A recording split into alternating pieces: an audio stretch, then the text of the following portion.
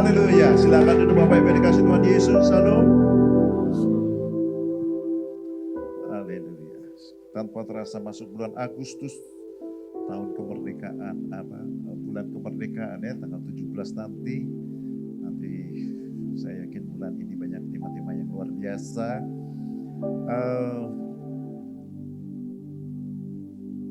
Kita akan bicara tentang hukum tabur tuai. Silakan slide-nya.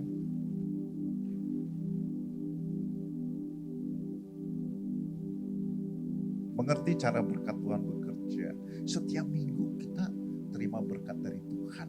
Ada kebaktian yang satu, kebaktian ini kita terima berkat Tuhan. Tapi seringkali kita merasa kok gak terjadi secara maksimal di dalam hidup kita. Hujan itu tidak memberikan panen. Yang mengerti katakan amin. Kalau ibaratkan berkat itu seperti hujan, kalau tanahnya tidak ditaburi dengan benih, tidak akan tumbuh, tidak akan berbuah dan tidak akan panen. Ya. Jadi itu sebabnya kenapa tidak maksimal anak-anak Tuhan walaupun mengalami berkat. Apakah berkatnya tidak terjadi? Berkatnya terjadi. Seperti Tuhan menyuruhkan Musa untuk mengatakan berkat kepada orang Israel waktu mereka keluar dari Mesir. Dan setiap minggu juga kita menerima berkat. Berkat itu ada. Ya. Berkat Tuhan itu manjur di dalam hidup kita. Tetapi hujan sebesar apapun, pupuk sebagus apapun tidak akan menghasilkan apa-apa kalau tidak ada benih yang ditabur. Dan benih itulah ya yang akan kita tuai. Jadi ada hukum tabur tuai. Ya. Kita perlu mengerti. Ya. Ini seni yang mungkin agak kurang dibaikan ya. Karena kenapa? Karena orang Kristen kan selalu bilang kita diselamatkan oleh iman bukan karena perbuatan. Ya kan? Perbuatan itu tidak membuat kita masuk surga. Tapi iman karena karya Yesus. Betul. Tapi akibatnya orang jadi kurang menekankan untuk meningkatkan perbuatan baik. Sementara keyakinan-keyakinan lain kadang-kadang kita lihat kok mereka lebih giat melakukan perbuatan baik. Sebetulnya anak percaya melakukan kegiatan baik juga perbuatan baik, tapi kurang terlalu diekspos mungkin ya. Tapi hari ini kita akan belajar dan kita akan mengerti bahwa Tuhan Yesus ketika datang, dia menekankan untuk melakukan perbuatan baik, menabur perbuatan baik, untuk menuai perbuatan baik. Udah gak sabar langsung ke ayatnya dia ini ya. Dan menabur itu bukan bicara soal uang. Kadang-kadang kita bicara soal uang lagi, bukan. Menabur itu bukan uang. Uang itu hanya salah satu bentuk taburan. Kita memberikan terima kasih kepada pelayan yang melayani kita mungkin di restoran. Itu taburan juga. Taburan kebaikan, taburan kemurahan. Kita menolong orang lain itu juga menabur. Dan apapun yang kita tabur kita akan tuai kembali. Yang mengerti katakan amin. Menabur itu memang bukan untuk supaya kita masuk surga. Tapi akan berdampak. Yang jelas kalau kita menabur di dalam dunia ini kita akan menuai juga, amin. Beri maka engkau akan diberi, kata Tuhan Yesus kan. Tapi juga untuk kekekalan, karena ingat kisah talenta Tuhan Yesus memberikan perumpamaan tentang Tuhan yang akan pergi keluar dari kota itu, dia memberikan talenta yang satu, ada yang dua, ada yang lima. Ya. Ingat setelah selesai semua, tuannya itu mengatakan, engkau setia dalam perkara yang kecil, engkau akan dipercayakan perkara yang besar. Ya kan? Kemudian di salah satu bagian, engkau akan memerintah 2 kota, 5 kota. Itu adalah gambaran untuk kehidupan kekal nanti. Ada yang dipercayakan di dalam kehidupan yang kekal. Oke, kita lihat ayatnya. Ini perkataan Tuhan Yesus. Kita baca sama-sama yuk. Berilah suatu takaran yang baik, yang digoncang dan yang tumpah keluar akan dicurahkan ke dalam ribaanmu. Sebab ukuran yang kau pakai untuk mengukur akan diukurkan kepadamu. Pertama-tama prinsip yang diajarkan oleh Tuhan Yesus adalah kalau kita memberi maka akan diberi. Dan ini Tuhan Yesus khotbah di Yerusalem, di Galilea, banyak pasar-pasar, orang jualan gandum dan sebagainya.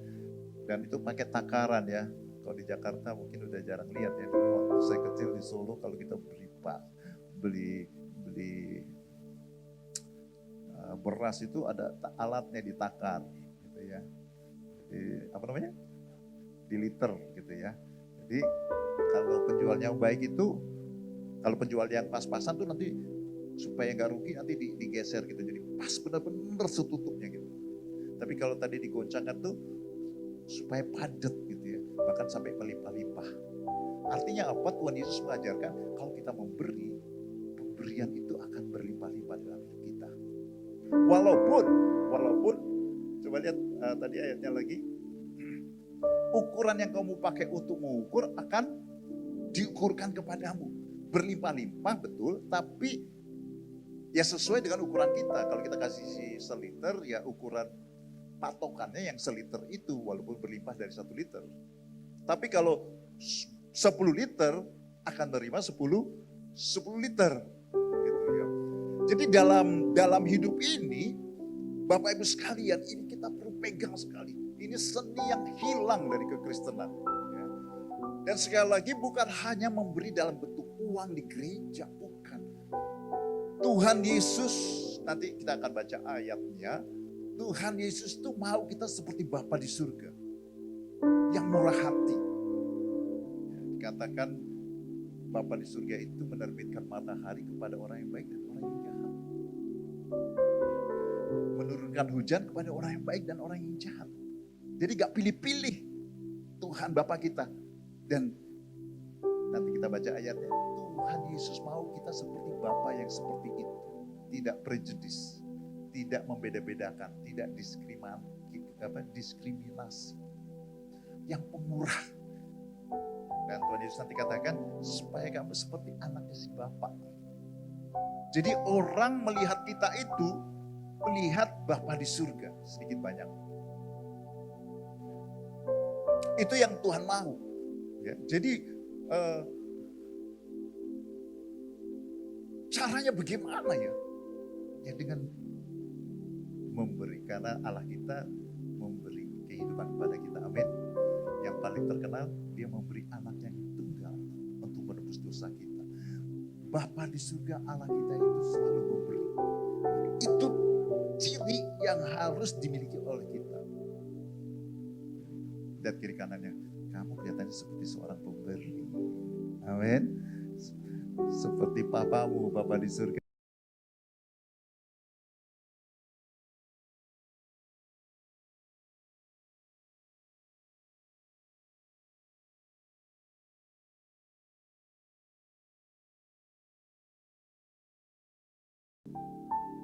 Orang yang menabur sedikit akan menuai sedikit juga. Dan orang yang menabur banyak akan menuai banyak juga. Nanti ada ayat yang lain.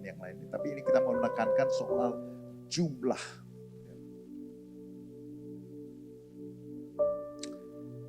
Termasuk kalau kita menabur yang buruk, kita akan menuai yang buruk. Pernah lihat orang yang dengki gak? Iri. Dia gak suka ngeliat orang yang dapat promosi, orang lain dapat beasiswa, orang lain mendapat bonus. Dia gak suka. Gak ada apa-apanya, saya lebih bagus. Ada aja omongannya. Pernah kenal ya? Di sini gak ada tentu saja. Di tempat lain banyak. Suka gak dekat dengan orang seperti itu? Bayangkan kalau orang seperti itu jadi penjual di toko yang kita mau pergi. Orang yang gak suka melihat orang lain beruntung akan menuai juga yang dia tabur. Orang lain datang ke toko itu gak suka untuk membeli dari dia. Percayalah. Kalau ada 3 toko, orang pasti ngelihat yang mukanya lebih senyum. Amin. Apalagi kalau senyumnya tulus. Senyum yang tulus itu gak bisa dibuat-buat Bapak Ibu. Berapa menit kita sirik-sirik. Kelihatan. Calon mertua paling peka itu. Teman yang kau bawa itu palsu katanya. Senyumnya palsu. Gak tulus, gak bisa Bapak Ibu. Gak bisa. Kalau orang yang tulus dia berkemurahan, sehari-hari dia suka menyapa, mengucapkan terima kasih. Ketika dia kemudian dia duduk di depan toko itu, kelihatan senyumnya itu tulus. Itu akumulasi dari berhari-hari, berminggu-minggu, berbulan-bulan. Ya.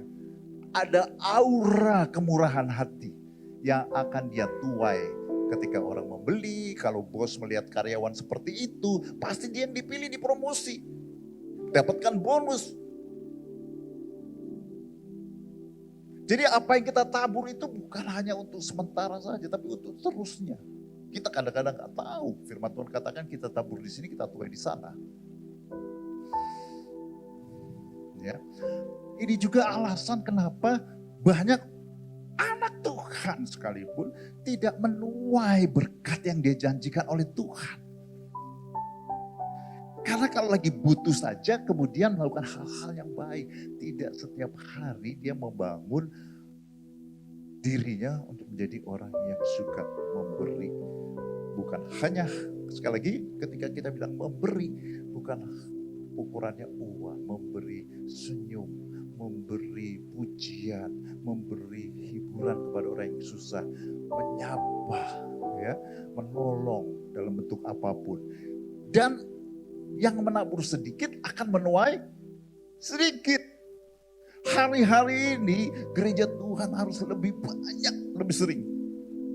Yang menikah istrinya bangun langsung, kamu sudah bangun say, cantik banget, belum mandi, belum sikat gigi aja cantik banget. Harum sekali sebelum sikat gigi.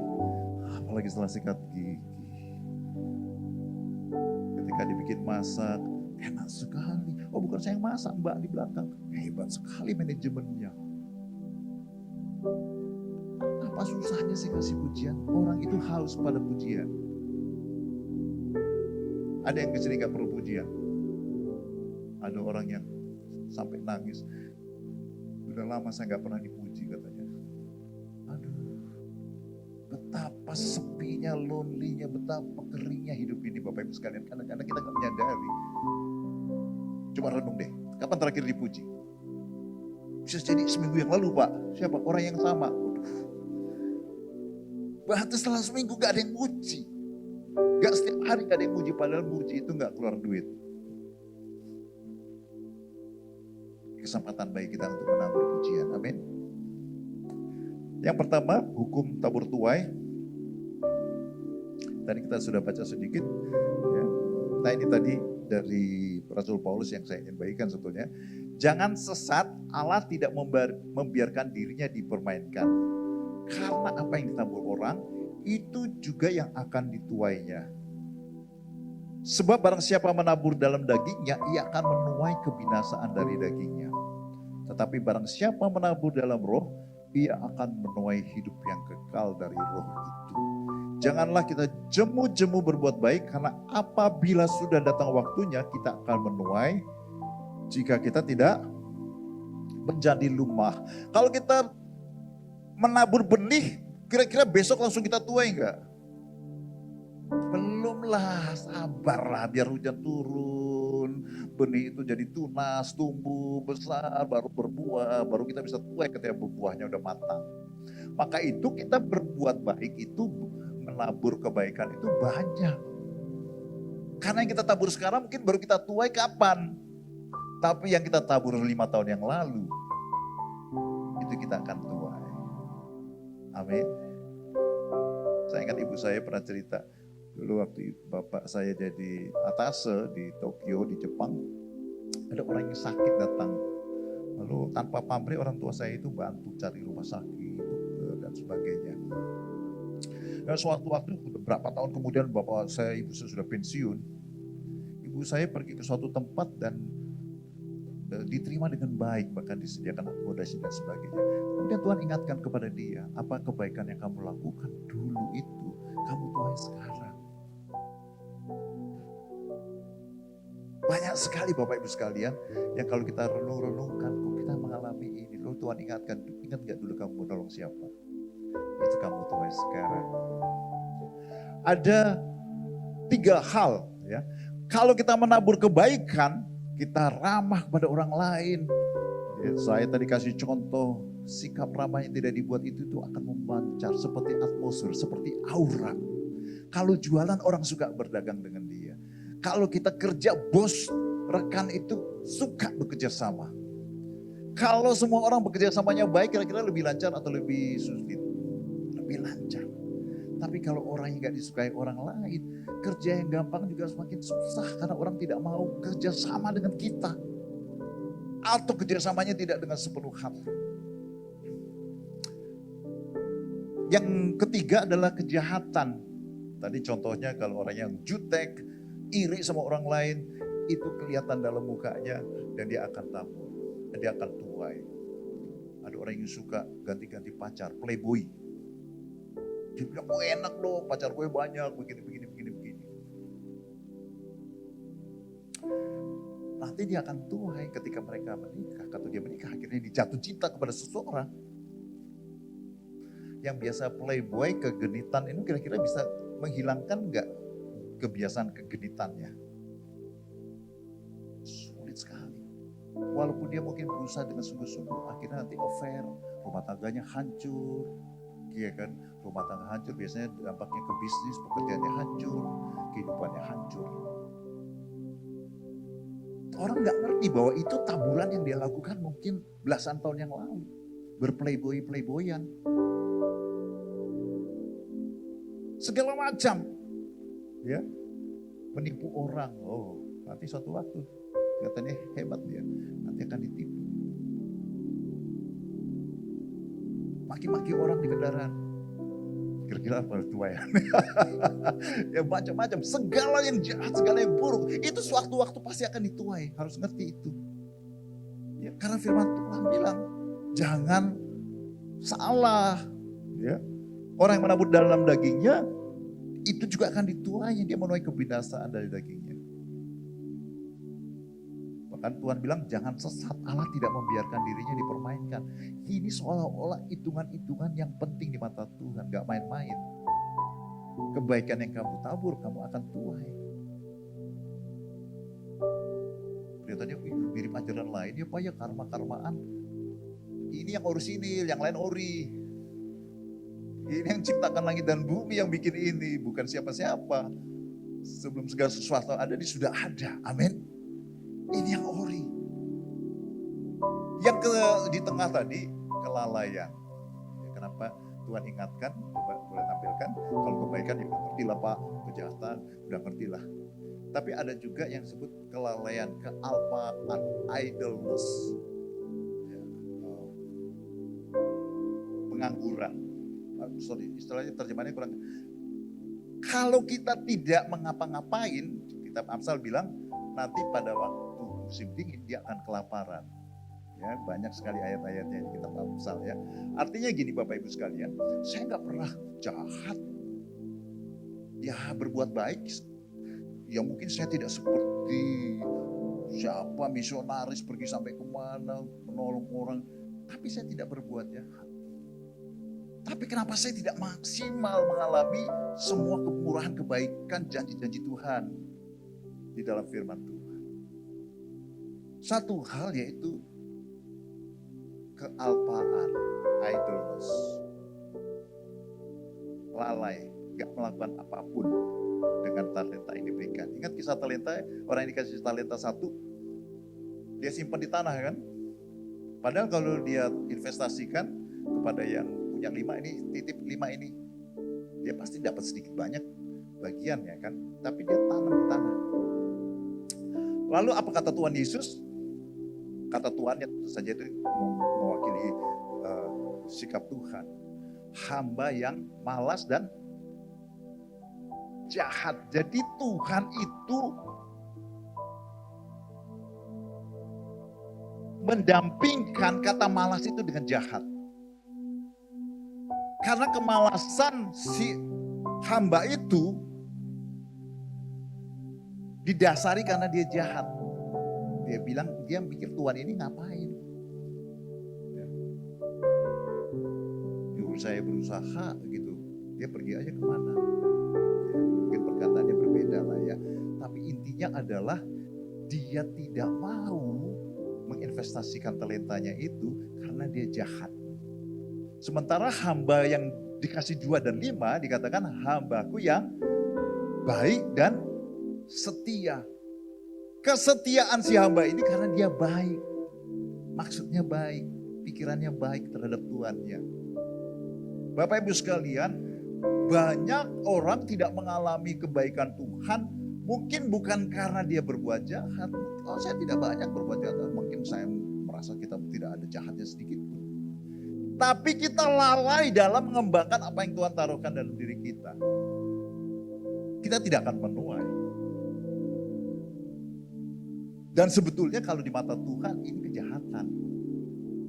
Walaupun kelihatan abu-abu ya, berbuat baik sebelah sini, berbuat jahat sebelah sini, gak ngapa-ngapain kan netral. Bagi Tuhan ini kategorinya hamba yang malas dan jahat.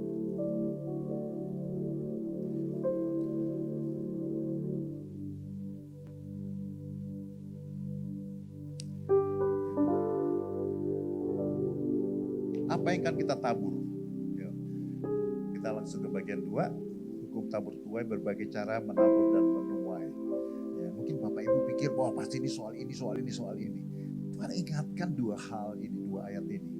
Ya, supaya kita mengerti bahwa menabur itu jangan seperti hukum Taurat. Karena banyak kita itu walaupun sudah hidup di perjanjian baru, ya, tapi punya pengertian perjanjian lama. Pengertian perjanjian lama itu gini loh. Kalau saya mau mendapatkan apa-apa, saya bikin apa-apa. Ya kan? Ulangan 28 bilang kalau kamu turuti perkataanku, firmanku, kau akan diberkati dalam ladangmu, kandunganmu, keluar masukmu, kau jadi kepala dan bukan ekor. Jadi kita berbuat baik demi supaya diberkati. Itu pikiran perjanjian lama. Kelihatannya baik, tapi itu pikiran perjanjian lama. Tapi pikiran perjanjian baru itu bukan ada udang di balik batu.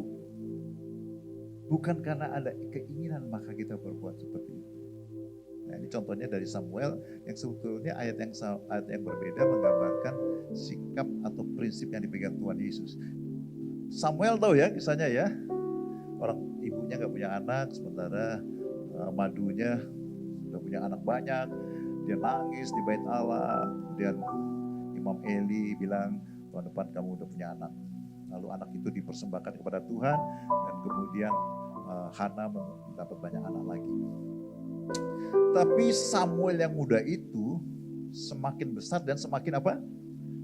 Disukai baik di hadapan Tuhan maupun di hadapan manusia. Tuhan Yesus ketika dia tumbuh dan Yesus makin bertambah besar dan bertambah hikmatnya dan besarnya dan makin dikasih oleh Allah dan manusia. Dalam bahasa lainnya favorit ya, favor itu katanya dasar dari favorit, menjadi favorit orang lain. Samuel ini kan gak punya banyak duit, orang dititip ibunya di rumah Imam Eli untuk bantu-bantu di bait Allah, di tenda pertemuan. Tapi dia disukai. Kira-kira kenapa ya dia disukai ya? Pertama dia disukai manusia dulu deh, kan di hadapan Tuhan maupun di hadapan manusia. Kira-kira dia disukai di hadapan manusia apa? Berarti gak punya uang, dia gak bisa beri apa-apa. Ya kan kayak anak-anak tenda pertemuan, kayak anak yang bantu-bantu lah gitu ya. Gak ada uang, tapi disukai. Kenapa? Menolong mungkin gak bisa banyak karena dia udah kerjanya di tenda pertemuan. Tapi sikapnya, keramahannya, saya bayangkan itu paling gak yang bisa dilakukan itu. Orang gak banyak yang diberikan waktu untuk menolong, gak ada uang yang bisa diberikan. Tapi disukai.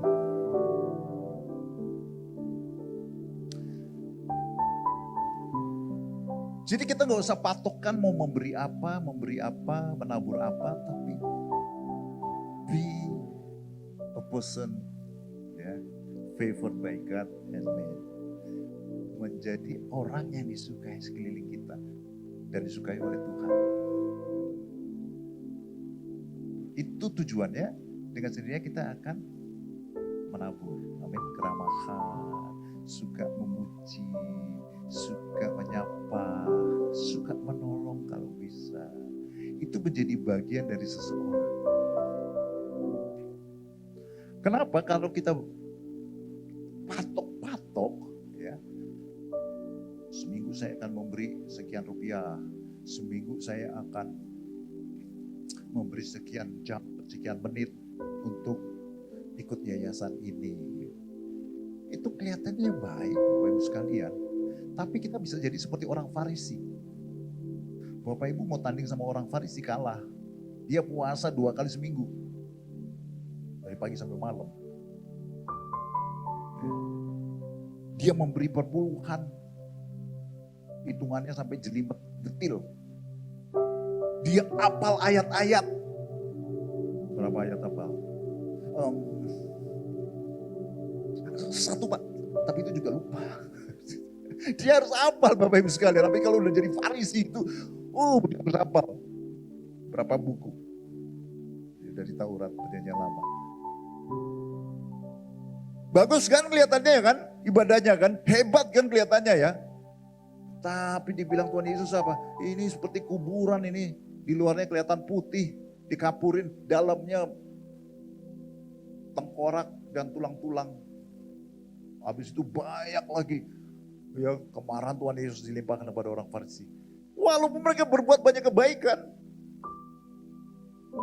Karena mereka berbuat baik, melakukan ini dan itu, tapi tidak menjadi orang yang baik. Ini ada anak Allah, Mesias melakukan mujizat, malah didebat. Dijebak. Iya kan? Kita aja nonton filmnya jengkel ya kan? Jengkel gak sama orang Farisi? Jengkel kan?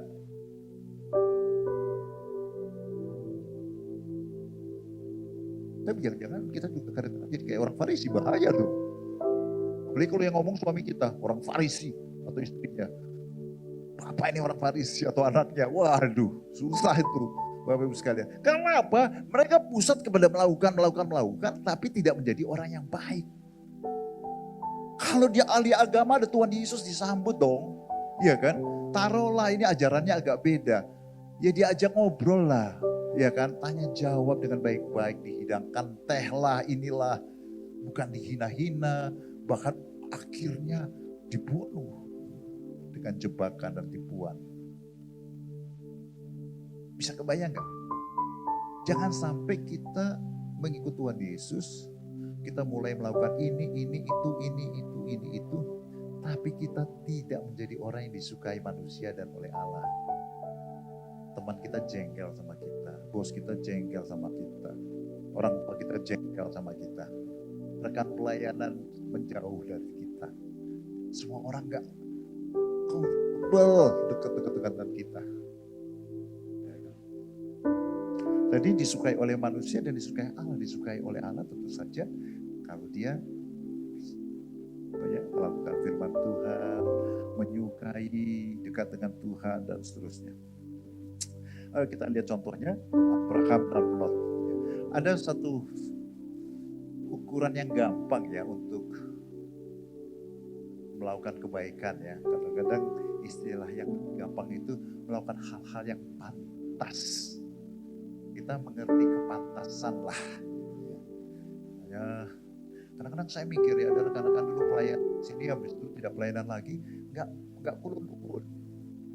Padahal kalau dia pindah kota atau pindah ke tempat yang lain, permisi Pak, saya mau pelayan, kita pasti akan doakan, dukung supaya di sana juga sukses. Ya kan? Tapi nggak ada asas kepantasan. Ya. Kalau orang Timur, oke lah kalau kamu nggak jadi orang Kristen, jadi orang Timur lah. Orang Timur kan biasa kulun-kulun kan. Pak, saya mau pergi begini, terima kasih selama ini, tolong doakan saya. Itu kepantasan. Ucapkan terima kasih. Nah, Abraham dan Lot ini kita akan lihat. Abraham itu bapak orang beriman, dia bilang. Dan dia yang diberkati bukan Lot keponakannya. Keponakannya ikut Abraham ke Timur Tengah. Kemudian apa yang terjadi? Karena nebeng orang diberkati, hidupnya juga diberkati. Ternaknya jadi banyak, jadi gembala-gembala ternaknya berkelahi sama gembala-gembalanya Abraham. Ya. Di situ aja udah coba mikir, gue nebeng sama dia diberkati, sekarang gue diberkati banyak, didiemin aja tuh gembala. Mestinya kan gembala-gembalanya dipanggil, jitak lu. Hormat dong sama dia tuh. Gara-gara dia kita kesini, kalau enggak kita masih di tanah Ur-Kasdim sana. Gara-gara dia kita di ternaknya banyak ini. Itu Lot kalau yang pantas. Terus apa yang dia lakukan? Abraham, ya udahlah, kamu pilihlah. Dia pilih yang subur kan? Walaupun dia nggak tahu itu dari Sodom dan Gomora. Pantas nggak kira-kira itu? Orang lebih muda, nebeng, diberkati. Gua mau yang itu. Ya udah, kamu ambil situ. Ke tempat yang lain. Gak tahu dia. Berkat itu bukan dipengaruhi oleh tempat. Dasarnya orang diberkati, kemana ditaruh juga diberkati, amin. Engkau bekerja di pekerjaan yang gak terkenal pun, kalau engkau diberkati Tuhan, engkau akan diberkati di situ. Kalau engkau melakukan bisnis yang tidak menarik, kelihatannya karena engkau jadi diberkati. Yusuf mau ditaruh di tempat Potifar, mau di penjara gara-gara dia diberkati, dimanapun dia diberkati. Nah si Lot ini gak tahu. Gak usah begitulah, hal kepantasan. Yang pantas tuh orang muda, orang timur. Silakan, om pilih yang mana, di sisanya saya aja. Abraham menabur kepantasan. Kepantasan kenapa dia pantas? Dia kan om. Bisa dia suruh Lot, kamu pergi situ loh. Kira-kira sebagai bapa yang dipanggil Tuhan, yang dipuji Tuhan, pantas gak dia melakukan begitu? Gak pantas kayaknya. Dia harus memberi kesempatan kepada orang lain. Monggo, pilih mana? Ya kan? Aku mau yang ke situ. Ambil. Ya, gak tahu ya pikirannya gimana ya. Mungkin, gak tahu diri nih. Dia ambil yang paling bagus lagi. Iya kan? Tapi dia melakukan hal yang pantas. Sebagai orang yang lebih tua, ya, ya kan, orang pilihan Tuhan, dia melakukan hal yang pantas, mendahulukan orang lain. Ingat berapa waktu kemudian ketika suatu hari Tuhan bersama malaikat singgah di tempat Abraham, terus bilang sama Abraham, tahun depan kamu punya anak. Ingat ceritanya ya, lalu Sarah ketawa kan. Masa saya bisa punya anak lagi. Selesailah. Tapi sebelum Tuhan itu pergi, Tuhan berpikir gini, dia ini kan akan kuangkat jadi bapak seorang beriman. Gak enak aku gak bilang sama dia bahwa aku akan menghukum Sodom dan Gomora. Tahu ceritanya? Yang kemudian Abraham menawarkan, kalau di situ ada berapa orang pertama kali? 50 ya. 50, 40, 30 akhirnya terakhir 10. Dia pikirkan ada siapa Lot, istrinya, 3 anak perempuannya, calonnya 3, ya kan? Udah berapa tuh? Besan-besannya, ya kan? Mestinya bisa lah paling enggak memenangkan orang inner circle-nya. Tapi ternyata tidak. Tapi yang saya ingin kita renungkan itu, Tuhan sampai berpikir gini, gak enak aku gak ngasih tahu dia loh. Gak pantas rasanya. Orang ini orang yang kau angkat untuk orang jadi orang bapa segala orang beriman. Sebentar aku akan menghancurkan Sodom dan Gomora. Boleh gak? Ya suka-suka lah orang Allah ya gak? Tapi sampai Allah gak enak hati. Aku kasih tahu dulu deh. Bahkan kadang-kadang seolah-olah minta izin. Ya kan? Karena Abraham nawar kan. Kalau sekian banyak orang benar di situ jangan dihukum lah. Seolah-olah begitu. Bapak Ibu, kalau engkau melakukan kepantasan kepada orang lain, bosmu mau memecat engkau, kau mikirin, gak pantas ya. Gimana kalau bosnya aja yang diganti deh. Mungkin caranya dia dapat pekerjaan lain, dibajak orang lain, ganti bos yang lain. Gitu ya. Tapi intinya adalah anak Tuhan ini tidak dibiarkan ditelantarkan. Karena Tuhan gak merasa pantas. Biji matanya diperlakukan seperti itu. Dalam dalam banyak hal Bapak Ibu sekalian. Mungkin kau membeli kau dapat sale besar. Pikir Tuhan agak pantas lah aku gak kasih tahu bahwa ada sale. Kita mau beli sekarang, buru-buru, padahal besok sale. Sebenarnya bagi Tuhan gak ada masalah, uang Tuhan banyak ya kan. Tapi dipikirkan, dia tahu anak Tuhan ini gara-gara 1.000 perak bisa sedih berhari-hari. Jadi dia ada suara hati di sini, besok tunggu aja, besok ada sale, ya kan. Wah, udah pernah lihat ibu-ibu yang beli sale 20%. Udah kayak menang lotre Bapak Ibu sekalian. Padahal nilainya kalau kita lihat-lihat berapa sih? 20.000 kali 10.000, 5.000 gitu ya.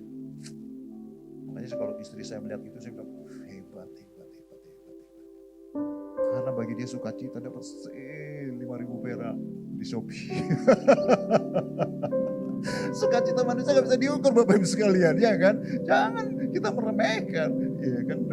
Dalam hidup ini banyak sukacita kecil yang cukup membuat kita kuat untuk menghadapi besok. Jangan dikecilkan seperti itu. Tapi intinya adalah apa Bapak Ibu? Tuhan tuh gak enak hati sama kita. Kita menuai apa yang kita tabur. Hidup kita itu melakukan hal-hal yang pantas. Kita gak jahati orang, kita gak tipu orang. Kita sopan sama orang yang patut kita sopan.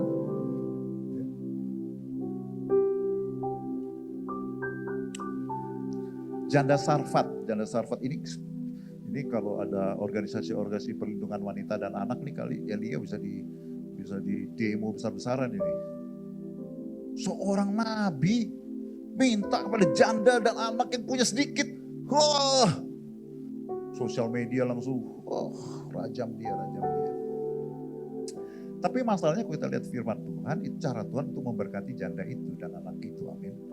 Karena sampai masa kekeringan itu selesai, minyak dan tepung itu tidak habis. Ya kan?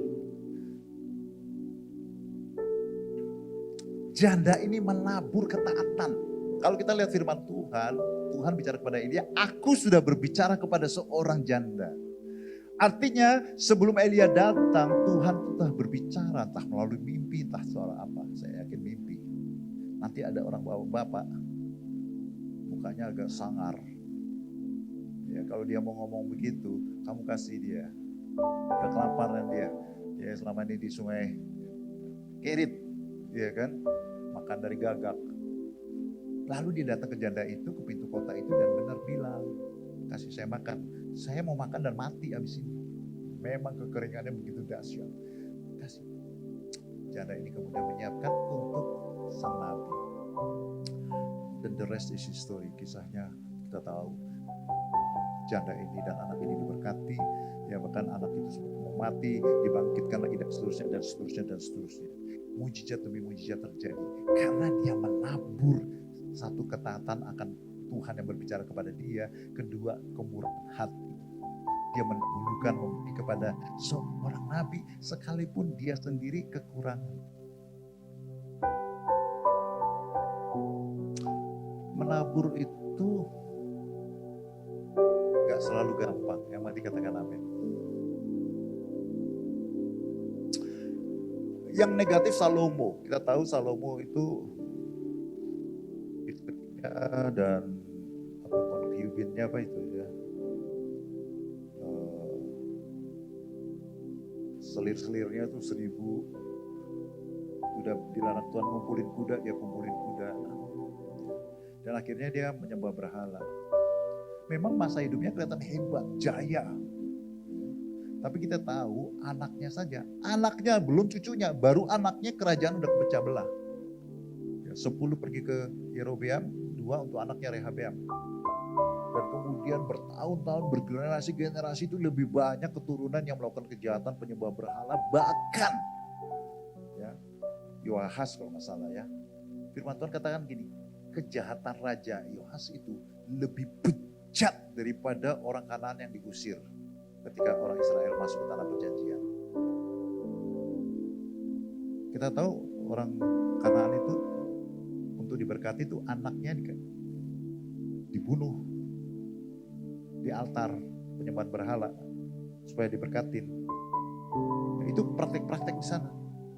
Bukan praktek-praktek yang lain, jahat-jahat, keji-keji. Makanya firman Tuhan bilang, kenapa Musa gak diizinkan membawa orang Israel ketika 40 tahun sebelumnya. Firman Tuhan bilang gini, karena kejahatan orang-orang Kanaan itu belum puncaknya untuk layak dibinasakan.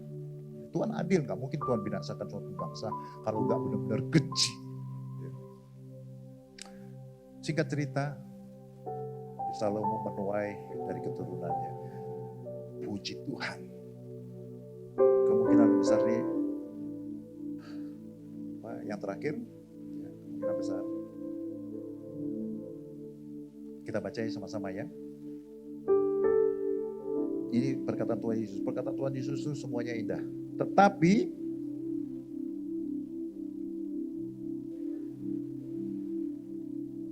karena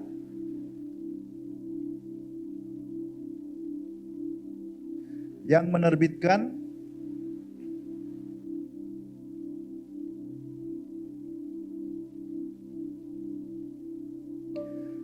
yang di spidol, di stabilo, kamu menjadi anak-anak Bapamu. Itu goalnya ya. Jadi ada kita menabur atau mau menjadi penabur. Kita melakukan perbuatan-perbuatan murah hati atau kita menjadi orang pemurah. Orang Farisi taat melakukan Taurat. Tapi dia bukan menjadi orang yang taat di mata Tuhan. Banyak orang sepertinya melakukan banyak perbuatan baik, tapi dia tidak baik. Ya, kadang-kadang supaya pencitraan, ya kan? Tapi dia tidak baik, kita tahu. Atau mungkin kita tidak tahu, tapi Tuhan tahu. Ya. Tujuannya, goal kita itu bukan akumulasi banyak-banyakan perbuatan baik. Kalau itu kita lakukan, orang yang disalib samping Tuhan Yesus sudah kalah. Dia gak sempat melakukan apa-apa. Dia hanya bilang, jangan lupakan aku nanti kalau kau di Firdaus. Ya kan? Bukan akumulasi banyaknya perbuatan baik. Tujuan hidup kita adalah menjadi seperti anak-anak Bapa yang di surga. Orang melihat kita seperti Bapa di surga, itu tujuannya. Jadi jangan salah. Saya senyum-senyum sama dia bukan supaya dia jatuh cinta sama saya. Saya senyum-senyum kepada dia karena Tuhan kita, Tuhan yang murah hati. Amin. Saya tolong-tolong dia bukan supaya mertua saya jadi baik sama dia, sama saya. Sementara di belakangan saya omongin dia. Karena saya jengkel. Saya ramah sama dia, saya baik sama dia. Karena itulah Bapa. Saya mau menjadi anak-anak Bapa. Mungkin sehari, 2 minggu, seminggu, berapa bulan ini saya masih gagal.